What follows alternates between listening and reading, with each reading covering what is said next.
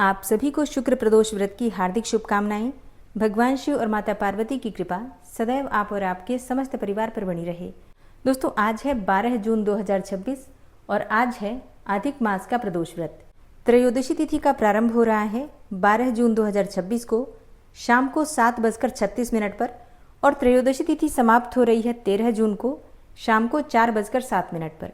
तो ऐसे में प्रदोष कालीन तिथि के अनुसार 12 जून को यानी कि शुक्रवार के दिन प्रदोष का व्रत हमें धारण करना है और प्रदोष कालीन पूजा का शुभ मुहूर्त है शाम को 7:36 से रात्रि 9:25 तक। तो ये प्रदोष कालीन पूजा का शुभ मुहूर्त है। प्रदोष व्रत के दिन प्रदोष काल में जो हम पूजा आराधना करते हैं, मंत्रों का जप करते हैं, भगवान शिव का अभिषेक करते हैं, माता पार्वती को श्रृंगार की सामग्री अर्पित करते हैं, तो इससे हमारे जीवन की बहुत सारी परेशानियों से मुक्ति मिल जाती है और मन चाही कामना भी पूर्ण होती है।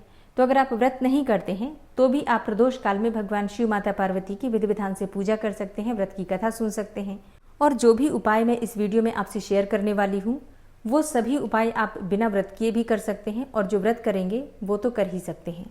तो बात करेंगे पूजा विधि और उपाय के बारे में, लेकिन उससे पहले सुनते हैं शुक्र प्रदोष व्रत की पावन कथा। सूत जी बोले, प्राचीन काल की बात है, एक नगर में 3 मित्र रहा करते थे। तीनों में ही घनिष्ठ मित्रता थी। उसमें एक था राजा का बेटा, दूसरा ब्राह्मण का पुत्र था और तीसरा था सेठ का बेटा। राजकुमार और ब्राह्मण के पुत्र का विवाह हो चुका था। सेठ के पुत्र का विवाह के बाद अभी गौना नहीं हुआ था। एक दिन तीनों मित्र आपस में स्त्रियों की चर्चा कर रहे थे। ब्राह्मण पुत्र ने नारियों की प्रशंसा करते हुए कहा, नारीहीन घर भूतों का डेरा होता है।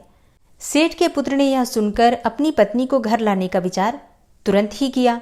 सेठ पुत्र अपने घर पर गया और अपने माता पिता को अपना निश्चय बताया कि वह अपनी पत्नी को घर लाना चाहता है तुरंत ही। माता पिता ने बेटे से कहा कि शुक्र देवता डूबे हुए हैं, इन दिनों बहू बेटियों को उनके घर से विदा करा कर लाना बिल्कुल भी शुभ नहीं होता, अतः शुक्र उदय होने के बाद तुम अपनी पत्नी को घर लाना। अब सेठ का पुत्र अपनी जिद से टस से मस नहीं हुआ और अपनी ससुराल जा पहुंचा। जब सास ससुर को उसके इरादे का पता चला तो उन्होंने उसको समझाने की बहुत कोशिशें की, किंतु वह नहीं माना। अतः उन्हें विवश होकर अपनी कन्या को विदा करना पड़ा। अब ससुराल से विदा होकर पति पत्नी नगर से बाहर निकले ही थे कि उनकी बैलगाड़ी का पहिया टूट गया और एक बैल की टांग टूट गई। पत्नी को भी काफी चोट आई। सेठ के पुत्र ने आगे चलने का प्रयत्न जारी रखा, तभी डाकुओं से भेंट हो गई और फिर डाकू सभी धन धान्य जो भी उसके पास था वो लूट कर ले गए। अब सेठ का पुत्र पत्नी सहित रोता पीटता अपने घर पहुंचा। जाते ही उसे सांप ने डस लिया। उसके पिता ने वैद्यों को बुलाया। उन्होंने देखने के बाद घोषणा की कि आपका पुत्र 3 दिन में ही मर जाएगा। उसी समय इस घटना का पता ब्राह्मण के पुत्र को लगा। उसने सेठ से कहा कि आप अपने लड़के को पत्नी सहित बहू के घर वापस भेज दो।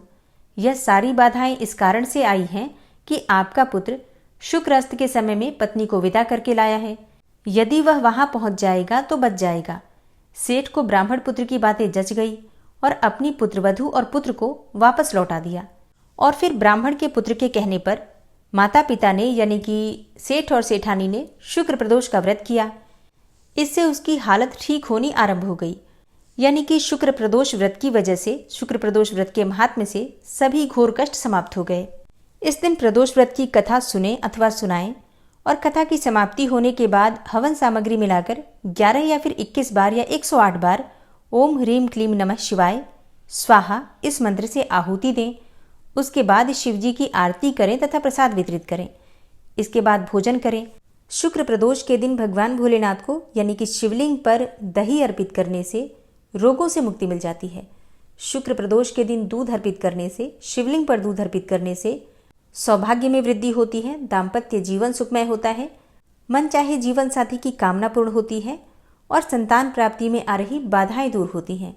शुक्र प्रदोष के दिन शहद अर्पित करने से, शिवलिंग पर शहद अर्पित करने से धन में वृद्धि होती है, रूप और सौंदर्य बढ़ता है, आकर्षण में वृद्धि होती है, वाणी में मिठास आती है, किसी भी प्रकार की आर्थिक तंगी हो तो समाप्त हो जाती है। शुक्र प्रदोष के दिन शिवलिंग पर घी अर्पित करने से वंश की वृद्धि होती है। मतलब अगर संतान प्राप्ति में बाधाएं आ रही हैं, परिवार में संतान होती नहीं है, वंश की वृद्धि रुकी हुई है, तो ऐसे में शिवलिंग पर शुद्ध घी अर्पित करना चाहिए। गाय का शुद्ध घी अगर शिवलिंग पर अर्पित किया जाता है तो इससे वंश की वृद्धि होती है। अगली सामग्री है शक्कर।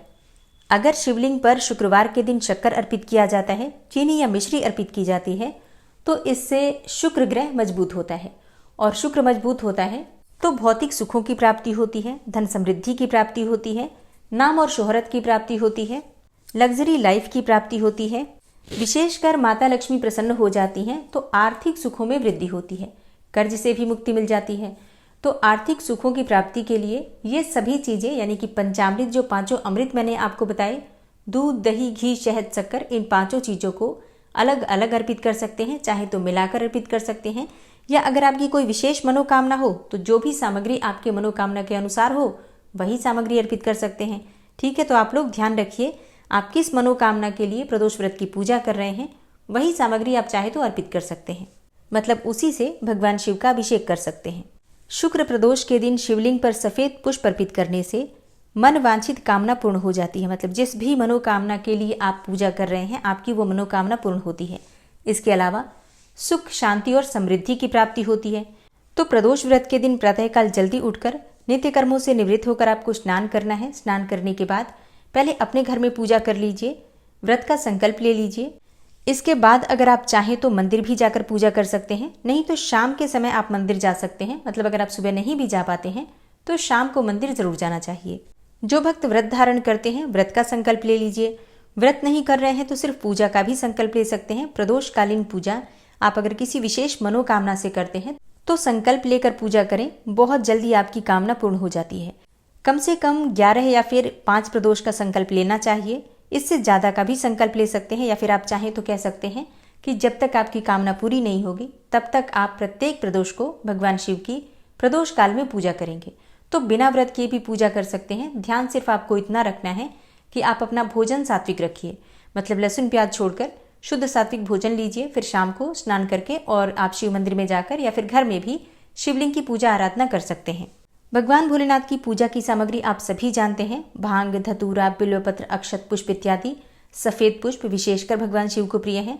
माता पार्वती को लाल पुष्प चाहिए। सुहाग की सामग्री भी आप चाहें तो चढ़ा सकते हैं। इसके अलावा माता को सिंदूर अवश्य अर्पित करना चाहिए, विशेषकर सुहागिन महिलाओं को।